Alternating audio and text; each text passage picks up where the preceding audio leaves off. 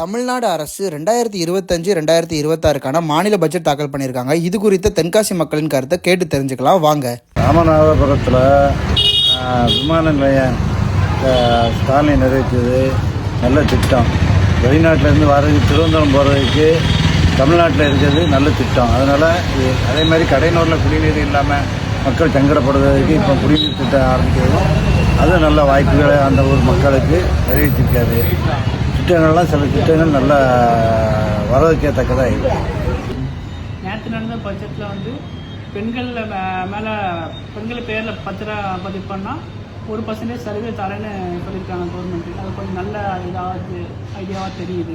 இதனால் சமுதாயத்தில் பெண்கள் மேலே உள்ள அவங்களோட மரியாதை கொஞ்சம் கூடுதலுக்கான வாய்ப்பு அதிகமாக இருக்குது. அது இல்லாமல் அவங்க பெண்கள் மேலே பத்திரப்பதிவும் அதிகமாக நடக்கிறதுக்கும் வாய்ப்பு நல்லா இருக்குது. இது கொஞ்சம் நல்ல திட்டமாக தெரியுது. மாதம் 1000 ரூபா போட்டு கொடுத்தாங்க பெண்களுக்கு. அது ரொம்ப நல்லது, நடவடிக்கை நல்லது.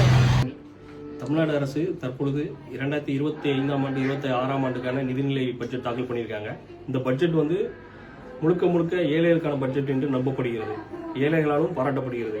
என்னன்னு கேட்டால் மகளிர் உரிமை தொகைக்கு எக்ஸ்டெண்ட் பண்ணியிருக்காங்க. இன்னும் விண்ணப்பிக்கிற தேதியை அறிவிக்கிறேன்னு இருக்காங்க. புதிய ராமேஸ்வரத்தில் புதிய விமான நிலையம் தாரன்னு இருக்காங்க. அதில் வெளிநாட்டிலிருந்து அதிகமான பயணிகள் வரதுக்கு, வெளிநாட்டு பயணிகள் இப்போ வரணும்னா ராமேஸ்வரம் டேரெக்டாக வர முடியாது. ஒன்று மதுரை வரணும், அது திருச்சி வரணும். இப்போ ராமேஸ்வரத்துக்கு டேரெக்டாக வரலாம். அந்த மாதிரி அங்கே உள்ள மக்களுக்கு ஒரு நன்மை செஞ்சுருக்காங்க. குறிகுளத்தில் ஒரு தொழிற்சாலை அமைக்கிறதுக்கு ரெடி பண்ணியிருக்காங்க. சந்திரமயில் வடக்கு மாவட்டத்தில்.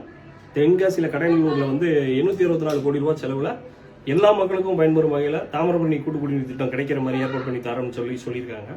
அப்புறம் கரும்பு விவசாயிகளுக்கு ஊக்கத்தொகை அறிவிச்சிருக்காங்க. இன்னைக்கு வேளாண் பட்ஜெட் நிதி தாக்கல் பண்ணியிருக்காங்க, அதில் அறிவிச்சிருக்கிறாங்க.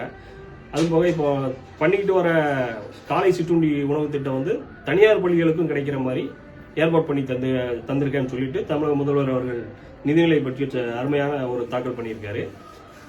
இதுக்கப்புறம் சொல்லணும்னா வடக்கு உள்ள மாவட்டங்கள் கடலூர், விழுப்புரம் அந்த மாவட்டங்கள்லாம் தொழில் மூலமா என்ன பண்ணணும் அப்படிங்கிறத தொழிற்சாலைகள் மூலமா பண்ணி தரங்கிறதையும் பண்ணியிருக்காரு. நீர்வளத்துக்கும் சிறப்பான ஒரு அமைப்பை கொண்டு நீர்வள பாதுகாப்புக்கு நல்ல ஒரு நிதிநிலை பட்ஜெட்டாக இருக்கு. அது இப்போ பெண்களுக்கு மகளிர் சுய உரிமை குழுக்கு அதிகமான இது கொடுத்துருக்காங்க. இப்போ ஏற்கனவே ஆல்ரெடி நிறைய பண்ணிக்கிட்டு இருக்காங்க. மின்சார ஆட்டோ அது இது மகளிர் முன்னேற்றமான ஒரு பட்ஜெட்டாகவும் ஏழை எளியர்களுக்கு உள்ள பட்ஜெட்டாகவும் வேளாண் துறைக்கு அதிக முக்கியத்துவம் கொடுத்து அந்த இதையும் பண்ணியிருக்காங்க.